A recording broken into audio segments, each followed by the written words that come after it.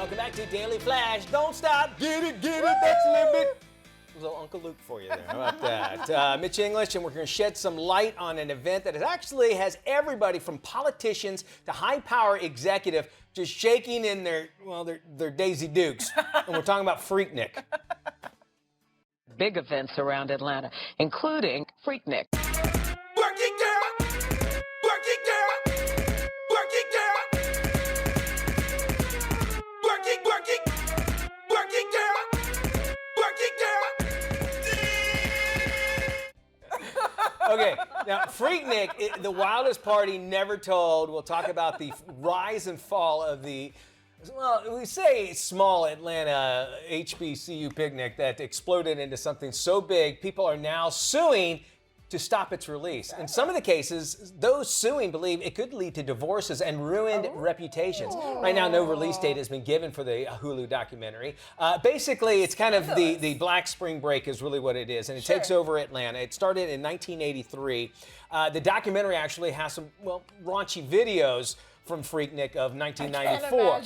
And whenever any kind of spring break and there's cameras going, I mean, think there was Girls Gone Wild started from that. Think about that. Yeah.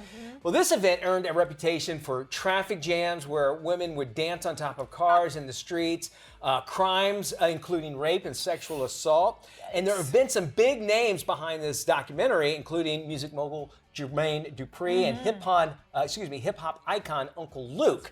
So, they're wanting this not to go out at all because of what could be found in this video. And they haven't seen it yet, the people that are like trying to stop this. Yeah, they're just anticipating what could come out, knowing what happened at this event. So now this goes to all the kids out there who talk to your parent. Your parents said, "Listen, the things you do on the internet are someday going to come back." This is what they're talking about. Okay, this is what they're saying, that you don't know. It might have been the time and the energy or whatever was going on, but things will come back to haunt you, and that's what they're afraid of in all this, of what is going to be shown in this documentary about Freaknik. Did you guys see the Woodstock documentary? Like when Woodstock came back, it was unbelievable. No, it's sort of the equation of this, Freaknik party. Oh, wait, I did see that. Yeah. I was terrified watching it. I think it was on Netflix. I believe so. It's a documentary, and it talks about when they brought it back, I think 30 years later, in 99, I think it was. And it was,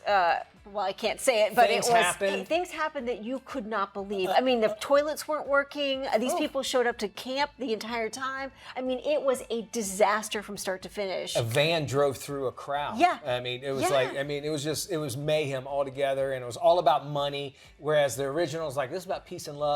Second time around, this is about money. And it was a disaster. Can't forget from start about to finish. Fire Festival, another festival that went to hell. And that's what the Woodstock did. Yeah. Not good. All right, what we want you to do is go to our social media and, of course, let us know if you would actually go to Freaknik if the picnic still existed. But don't tell us what you would do, because then that could be premeditated. Keep that in mind, all right?